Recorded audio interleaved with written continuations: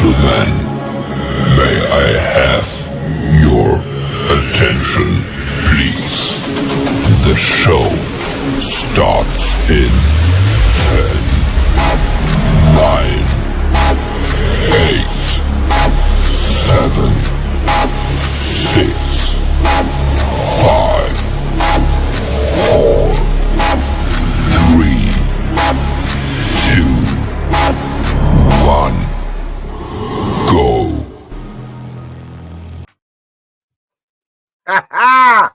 What's going on YouTube? What's going on Facebook and all the social media networks? Once again, you are tuned in to the Ulterior Motive Sports Podcast Network, featuring the best of T&D Sports, BFO, and the My Dogs Podcast. We got another great show for you tonight. We got another great guest. But before we get to the guest, let's get to the introductions. Chrissy Acutie's in the building. Chrissy, let them know what's good, baby. I'm so mad. It seems like every time we have a guest, my internet lags. I'm like, what the heck? Like, I don't have any of the TVs on in the house. I don't have anything else, running. Like, I'm lagging. Really? TP. What's good? What's good? It's your boy Thorough from the My Dogs Podcast, where my opinions are always my opinions. Let's get into it. All right. What up, my peeps? All right, let's get into it. Wow. Woo, what can I say? This man is a Browns legend. This man played for the Browns from 1973 to 1981 until he went to the Raiders. In 1982 to 1984, he is a Super Bowl champ. He is one of my coaches. I appreciate this man so much. Oh, my God. Greg Pruitt is in the building. Greg, what's cracking, baby? Hey, go Browns, man. How you guys doing? We are doing all right excellent. for football season. No, but before we get to that, Greg, I gotta ask you. I know you're a hunter, man. What you been up to, man? We gonna kill some deer this year? What's going on with you? No, I haven't hunted in a while, but my favorite hunt is hunting turkeys. I like turkeys because most of the time when you go in the woods, you go in when it's dark, and then the woods wake up with you, and then as your eyes get acclimated to darkness, you don't know if you're in the right place or not. You hear shooting, that means somebody is in the right spot, and you hope somebody runs something towards you. But for turkeys, you make a call, they call back. You know they're there. So now, that's what I like. Okay. All right. Speaking of turkeys, we got some turkeys with the number 2 pick. But I want to get to that. I got to get to TP. TP got the first question for you. TP, go ahead, my brother. All right. Hey. My question is, I just like how you said that you wanted one of the seasons you wanted to for a running back was to break 1,000 yards, right. And you said you wanted to break 1,000 yards and you wanted to do it at home, and you did it against the Kansas City Chiefs. And what made you? I mean, you wanted to do it at home. You needed over 200 yards. How was you that cocky that I'm getting 1,000 yards at home? Was you like that back then?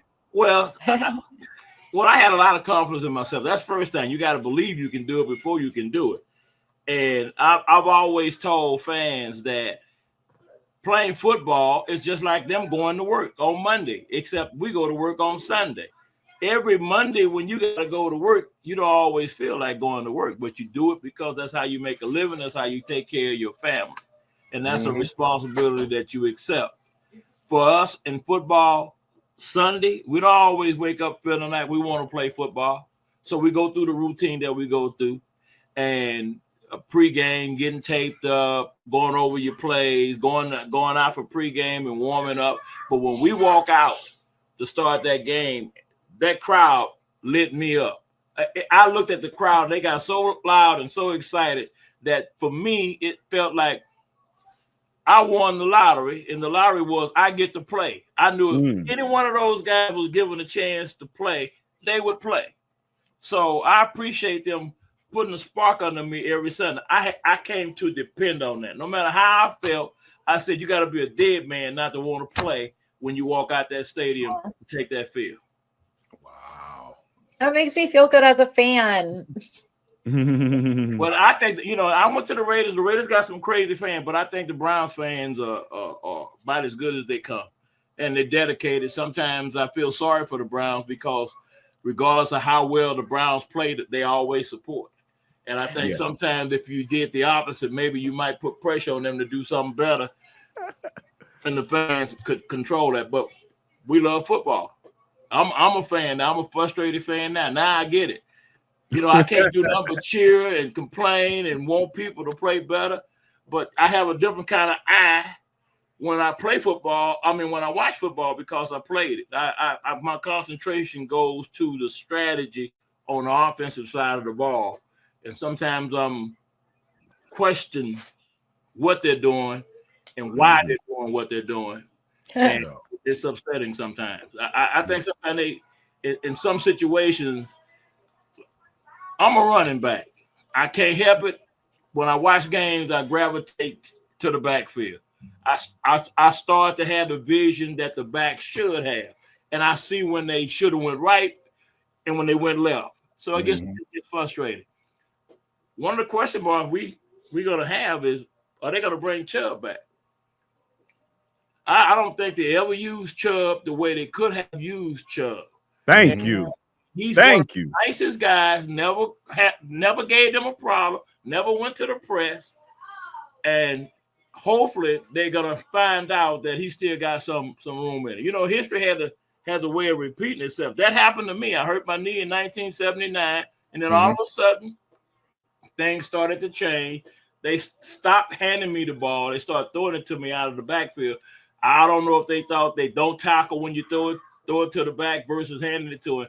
But it hurt me as a rusher, as a running back. But, you know, if I could get my hands on the ball, regardless of where I got it or how I got it, as long as I got it, I felt like I could have an outcome on the game. But eventually, they traded me to the Raiders. And we were talking earlier on air, you know, that I was upset about that. And then I sit down with one of the coaches, and he told me, this is football heaven. You know, you're going to find a whole lot of veterans from a whole lot of different teams coming in every year. And that was true.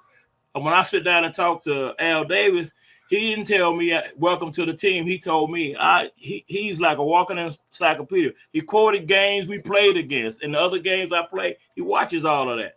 And he said, listen, you are the last piece of the puzzle for us to go all the way. I thought that was talk, but it turned out to be that. That's got to make you feel good. It made me feel real good. That's that win, baby, win. Oh my God. Win. That's right. We had Daryl Hobbs on here like a couple years ago. Yes. Yeah, we had a great conversation with him too. Yeah, no doubt. So, oh man, we got to talk about the elephant in the room. Oh my God. So as you know, the Browns had the number 2 pick. And there's been so much speculation about should they take this guy, should they take that guy. So I got to ask you, in your personal opinion, you've watched the Browns, you play for the Browns, you know how the organization works. What do you think the Browns should do with the number 2 pick? Well, because they got so many pieces, everybody thinks they should get a quarterback, but I don't think just a quarterback, especially a rookie quarterback, is going to turn the Browns around on the pace they like to be turned around. If they go with a quarterback, they're going to be on a different schedule than the fans are. They're looking at maybe 2 or 3 years down the road. But if I was the Browns, I would take the best pick when it was my turn. And a lot of the notes are saying that the defensive end from Penn is going to be the best pick in the draft. And I agree with that. I just think that Garrett, it's incredible how he's able to do what he's able to do when teams are able to run away from him. I think if you make people face him, he'll be even more of an impact on the game. And our defense will be really one of the number 1 defense in football, at which they should be. Yeah. I mean, wow. So now I want to hog the show. TP, how can you elaborate? I know Ward is your man, TP, but I think Greg wants somebody else. TP, why do you want Ward so bad, bro? I mean, Ward is the best quarterback out there, but I'm sorry. I got to backtrack for a second. He said something. He brought up Nick Chubbs. He we talked a little bit off air and all this stuff, and he said he's a running back. He always looks to the backfield and all this stuff. And I want to ask him as a running back, and I love Kareem Hunt. I love Kareem Hunt. We all love Kareem Hunt. It was a mistake. No, not even that. Yeah. How did you feel every time we got in the goal line, we took out Nicholas Chubbs and put Kareem Hunt in? If you was the number one back, how would you feel, and would you do anything about it? Well, they did that to me. Oh, okay. We had this, what they call big backfield. Then we get into a red zone, and it was supposed to be to keep me healthy, be concerned about me not getting hurt. You can't imagine. I would make a run, and if I got to the 5 or got inside the red zone, they would take me out and go to what we call big backfield. And it cost me, I don't know how many touchdowns. Right. And so when you retired, and then the stats become very important. Thank you. Then that's when you really miss that. Thank you. And that's my whole point is I don't know how y'all feel about Nick Chubb, but to me, I think he was one of he was one of the best running backs in the league. Yeah. And like how you said, them stats is at the end of the day, when your career is over, you need them stats. While you playing, you good. But once nobody besides Cleveland fans is going to know about Nick Chubb because of the stats and the way that we used them. I wouldn't be in a big hurry to get rid of Nick Chubb because I hurt my knee, my right knee. So I went through all of that rehabilitation and exercise and trying to get back. And one of the things they do is squats. And squats really tell you where you are, your progress as you're coming back. And when I saw Nick Chubb squat 500, 600 pounds, I was, the question mark was answered for me. Nick's knees was okay. What they needed Every time he did that is get work on an offensive line that can make sure he gets the line of scrimmage. For as a running back, there's nothing you can do if you can't get the line of scrimmage. Once you get in the line, you can make a lot of things happen. Behind the line, you can't make very much happen. And the Browns are struggling on the offensive line, keeping people healthy. Okay. Yeah. Chrissy was saying something. Oh, I mean, like, she ain't a fan of squatting. Spit it out. No, I'm just all over the place because I'm trying to remember what I was gonna say and trying to think of what we're going to go say. But no, our O-line has never been healthy since like we came back in 1999. I don't know what the curse is against our offensive line, but and that's why all the rookie quarterbacks that we keep drafting keep getting killed because we have no protection for them. That and we struggle with rushing the football. What's that? I say, and we struggle rushing the football. See, we run what we call RPO. RPO means run, pass, option. If you don't make an effort to establish the run, the defense picks up pretty quick. But you're not running the ball, so they ignore the run and they focus on the pass, and that's how they shut you down. Yeah. On in the National Football League, it is critical that you keep the defense guessing, because when the defense know what the situation is and they pretty much know what you're gonna do, it is hard to be successful. Yeah, no doubt. Oh my God. Yeah. So, how do you feel about Shedeur Sanders? Now, can Shedeur, you got a lot of under center when you playing in Stefanski's offense. Do you think that Shedeur, if they decide to take Shedeur number 2, do you think Shedeur could be Christy wants Jackson Dart? I don't see no Thunder. How do you feel about Shedeur Sanders right now? Well, we do need a quarterback that's pretty accurate, and we need a quarterback that's very mobile. And he brings that to the table. He could help us, but again, he's a rookie. So these young guys now, they mindset is a different one when I played. When I was a rookie, they say describe how was it on the football field. I say it's like go to the freeway and try to cross it. That's kind of like how it is. Everything is moving so fast. Yeah. that you have to stay out there long enough to where eventually it slows down. Mhm. But that every rookie go through that. And teams know that you're a rookie. They're going to do a whole lot of disguise, and they're going to do a whole lot of pressure. They're going to do everything they can to confuse you, to test your lack of experience. Some quarterbacks step in, they have the support, and they have the strategy, and they have the offensive scheme to help their quarterback. I don't think we help young quarterbacks. All the quarterbacks here that were young struggle under Stefanski. So you And not then they a went Came on back in somewhere else, '99. and then Yeah. they played. Everybody as a quarterback, it's Baker Mayfield. He had us believing he couldn't play at all. Now he goes somewhere else, and that's changed.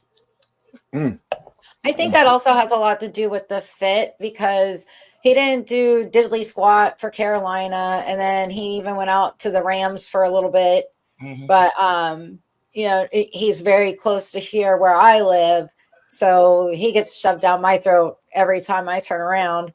And you know, my thought on it is we should have taken him out as soon as he got hurt, put in our backup, let our backup play, get him the surgery he needed, get him rehabilitated, and get him ready for the next season. Yeah. But of course, the Browns don't ever do what I want them to do, because it's the logical thing.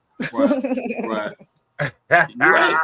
And sometimes you have to insist, because a lot of players, they don't want to miss games. They will try to play hurt. A lot of them. Some of them are smart enough that the injury is bad enough that they can't get by until they're well enough to play. So I agree with you that they should have took Baker out. And then they see Baker Mayfield is not a tall quarterback. No. He's still not a tall quarterback. So he struggled here. Everybody said, well, maybe he's too short, maybe he can't see. Well, so what you got to do for short quarterbacks is you got to get him out of the pocket. See, Baker managed at his height to be number 1 pick in the draft. So he found out a way to play at his size, and the people that he played for in college realized got to put him outside the pocket. But you can't make him stand in the pocket, because people are going to rush so far, then they're going to put their hands up and bat the ball down. Yeah. So if you don't change and continue to do that, he's going to struggle. You watch him now; he's more accurate on the run, because that's what he's had to do all his life. Yeah. Is throw on a run to get out of the pocket. Yep. I got 2 things. I got to give a shout out to to Rich and Jason out there at Tuscarawas. Now, you know, coming up, and I know you're gonna be there at the bowling event. So me and you, we're gonna chop it up at the bowling event. But Coach Wheeler came on. Coach Wheeler is a coach at Collinwood. He coaches at Collinwood, and he wanted to ask you. He said, "Do you feel the offensive scheme was a problem, especially the running game? And can you speak on the importance of the O-line, because you know they got rid of your boy? So how do you feel about that?" You gotta be able to maintain the line of scrimmage. But no matter what you're doing, if you passing, it's all when the ball is snapped, you got so many seconds to get rid of the ball. Receivers got so many seconds to run a pattern and get open. The back got so many seconds to get in the hole that was called in the hole that the play called for in the huddle. And the offensive line is the key thing that makes all that happen. If that offensive lineman is getting beat, you have nowhere to run, especially when they all getting beat. And then we trying to swap people out from right to left. It's hard enough when you're on the right side. Now you got to go learn how to play. All of that is a problem, and they're gonna have to resolve that. We need guys that can stay healthy. Everybody else figures out a way to play, and we got to figure that out too. Maybe we're not keeping the right coach. When I got a question since we're talking about the offensive line. Called out, huh? I got a question since we talk about the offensive line out. It was Batonio or Teller. They came out after the end of the season, all that stuff. Now I don't know if they was talking about the running game, the passing game, or just the offensive line in period. It's because I thought I saw the same old offense, but I didn't know that our new offensive coordinator was really or offensive line. I don't know who calls it all these plays, but 2 years ago we had a great rushing regression line, and they pulled. They pulled 90. I think he was saying 90% of the time or something like that. And he said last year they didn't pull at all. He can't remember one time that he pulled. So is it important to have your guards pull and rushing or passing, or what was he trying to say? It's important to try to establish a run. For me, the offensive lineman, when you're pass blocking, you're kind of like at the mercy of the pass rusher. You got to stand there and try to block him. One of the ways a lineman can get back at that guy is to foul off the ball and hit him upside his head on a running play. That's how you neutralize that. Yeah. But when you just sit back and do one thing, then you become predictable. See, if you can't get, it's important you get something on first down. It's important you get something on second down, and you have to make sure that third down is manageable. You can run or pass. You got to be consistent with that. And so for us, it seems to me that we wasn't very good at that. So the solution was, well, we'll just go for it on fourth down. Yeah. And that's crazy. It's analytics. You do give up great field position if you don't do it. And then trust me, the defense they keep up with where their standings are in the league as a defense. So when you got a number one defense and then the coach start doing this dumb stuff, then the defense drops down. Person that don't watch the game or know the game, they just know that you dropped out. Mm-hmm. But that defense knows that coach is putting them in some positions or making them look like they're worse than what they are. And then you start having issues and guys don't want to do what they're supposed to. Now you got a problem. They don't want to follow the league. One last one. Let me make one point. You're very critical on him. You're very critical on him. Should he have won 2 coaches of the year? No. No. I knew he was going to say it. And why not? Well, I'm with you. They put pressure on him last year, and what he did was he got a new offensive coordinator. But the plays looked the same. Yep. The success offensively looked the same. So, like you can't pee on my feet and tell me it's raining. Yeah. And that's why I feel like he knew a problem was going to come. And that guy lost his job. Stefanski didn't. Mm-hmm. The guy he brought in to replace him lost his job. And so why did he lose his job after one season? And Stefanski had been there for several seasons and nothing has happened. I actually like Ken Dorsey. Yeah. Oh, but you got you yeah. I just don't agree. I tell people all the time, I don't just watch the Browns play on Sunday. If I'm watching on TV, I watch the Browns play, and then another game comes on, and then I see plays that are called in that game that to me made a whole lot of sense that I didn't see at all in the Browns game. Watching Cleveland, situations, they did something completely different than what the Browns did.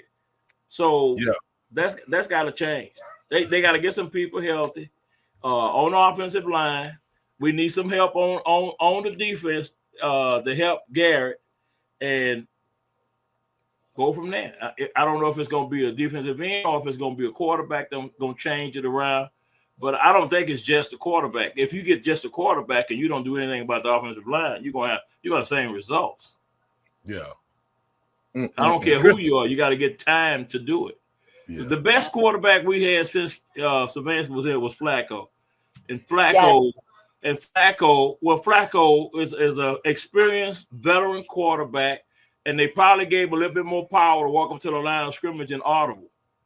And he's not fast of feet, but he's fast of mind. He gets rid of the ball. And that was his way of beating the rush. The ball was gone. Yep. Yeah. So quarterback, when you start doing schemes and that and make him hesitate about where he wants to go with the ball, and you haven't taken an offensive line, he's going to get beat up. A couple of sacks, and then he's going to be more worried about who's sacking him than who's open. Yeah. Chrissy, you got something else you want to add? Well, first of all, I want to tell Mr. Pruitt what I think the Browns should do heading into the draft and for their first couple of picks. And then I want to ask him a question. So first, I would love to get Flacco back as our veteran quarterback and him be the starter. I was really pulling for actually going for Hunter with our first pick. Mm-hmm. But I'm kind of leaning towards the Abdul Carter now. And then with our second pick, I would love to get Jackson Dart. And then with our third pick, Cam Scatterboom. You got to give me positions. Some I'm not real familiar with. Oh, okay. Jackson Dart is the quarterback. Right. And Cam Scatterboom is a running back. Okay. Yeah, we're gonna need a running back. We definitely gonna need that. We gotta do better at running the football. And he's unbelievable. And then the other thing is when you put RPOs and then you empty the backfield all the time. RPO, you can't run an RPO if you don't have a back in the backfield. So they gotta change. They got some big changes they got to make offensively. And I think the first one is the offensive line. And I agree with you. We're gonna need a back because we sent Hunt to Kansas City and they're not getting into the protective mode with Chubb. And I think either you're going to play him and then you don't worry about it. He's been around long enough to protect himself, but give him an offensive line, which guarantees him the line of scrimmage, and you'll get some kind of production out of it. If that's not what you're going to do, whoever you bring in, quarterback or running back, you got to do something with the offensive line more so than what you've been doing. All right. Now, my question for you was going to be, you already said how you were kind of upset that you left the Browns and went to the Raiders to play, but then you got to play in a Super Bowl. And not only did you get to play in a Super Bowl, but you guys won the Super Bowl. So what was that experience like? Because that's the biggest game in that was unbelievable. And if you play sports, you know what butterflies mean before a game. Well, they don't get no bigger than they get in the Super Bowl. And if you remember, we beat the Redskins in Super Bowl 18. And in regular seasons, the Redskins came from behind and beat us. So in the Super Bowl, even though we got ahead, I kept running up and down like, come on, it ain't over till it's over. It ain't over. So finally I got on people's nerves, and I'm trying. Matt Millen was a middle linebacker, and I'm running up and down the sideline. He grabbed me. He said, Pruitt. And I stopped. I said, what? And he flipped me around. He said, look at the scoreboard. I looked at the scoreboard. He said, say it out loud. I said it out loud. The score, I think, was 31-9 or whatever it was. You did play for the Browns, so he said it's old, man. Leave us alone. We done won this one. And so I didn't believe it. I still did not believe what had happened until I read it in the paper the next day. That was your second or first year there in the Raiders. Was that your second or first year? That was my second year. Second year, that's why. Yeah, right. And he was the last piece. I was the last piece. Yep. And look at what you did. Yep. So let me ask you a question. I went out and I became a mentor for Marcus Allen. Oh, yes. Yeah. The great Marcus Allen. Nice. Yeah. So do you still shine the ring up every now and then? Do like that? Well, I don't wear my ring. I got a when we won a Super Bowl and in the off season, my mom is in Houston, Texas. And they had set a date in January, later in January or February of the next after the Super Bowl to come out and have a banquet and present the Super Bowl rings. And then my mom called me and told me, she said, Greg, they're gonna give you a ring and they're gonna give you a pennant. I say, what? She said, yeah, they're gonna give you a pennant, and I'm just calling you to let you know that the pennant is mine. I was married, so they gave a pennant for the wife. And when I went out, they actually had the pennant. My mom passed away in 2005, so I wear the pennant more so than I wear the ring. Oh, okay, that's nice. That's cool. Yeah, that's crazy because you experienced something that probably hopefully we get this dome. You've experienced something that a lot of Browns people are going to expire before. Right. And that's a shame that I have to say that. Yeah, that's right. Right. Hopefully not. But I'll tell you what, this dome thing, they battling on what they're gonna go. I was one of the guys saying, let's stay where we are. because I thought it was home field advantage, with the weather, teams coming in here. And then this year, this year, the Raiders celebrated it was the 40-some years since Super Bowl 18, and they have an indoor stadium. I am now an indoor guy. I had to yes, thank you. That stadium's amazing out there. Yeah, I mean, no question, no question. I can't believe Buffalo is building another stadium outside. That's crazy. That is crazy. That's because crazy. it's nothing you can do in the wintertime. You can't do things in certain, especially Buffalo. They always got their fans shoveling them out, every weekend. Yeah. And it seemed like they lose a game or two because the snow is so thick. Yeah. And they always lose a game, and then they end up playing in Detroit or somewhere else, and they just lose money. It just doesn't make any sense to me. Well, we played the Raiders in Red Right 88. That was the coldest game I had ever played in. And we went pregame, and we thought we would get in their heads by wearing short sleeve shirts and pretending it was like 70 degrees outside, and it was like 35 below. And so when we went out at pregame, when pregame was over, we went back to the locker room. Them guys almost tore those doors down trying to get in. And so one of the guys said, wait a minute, what about psyching the Raiders out? We say, hey, it's cold. They know it's cold, and we know it's cold. Right? That's crazy. So let's shift gears for a minute. Let's shift gears for just a second. Now, there's a beef going on. I just want your opinion, G.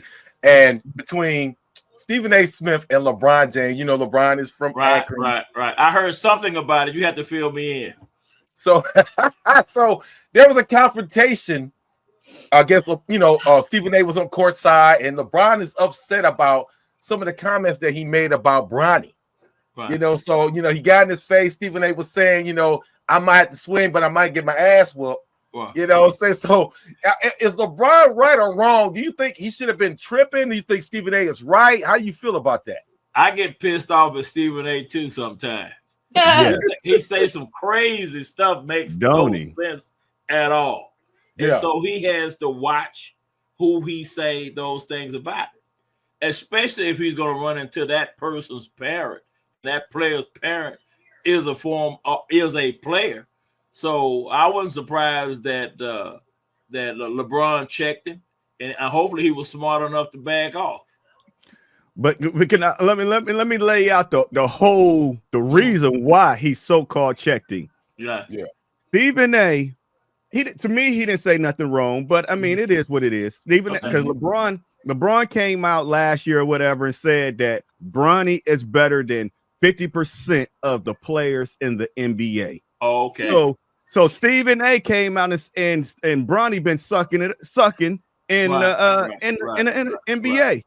And so all Stephen A. said was, "Hey, LeBron, quit putting so much pressure on him." Right, and that's true. Let him play in the G League. Let him do this and all that stuff. Because Bronny's supposed to have a G League contract. Bronny got an NBA contract. He ain't supposed to have no NBA contract, but he got an NBA contract.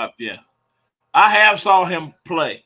Yeah, and he's a what you would expect for most players being rookies in the NBA. They have to learn how to play in the NBA. They have to learn, just like in football, you got to learn how to prepare for the game.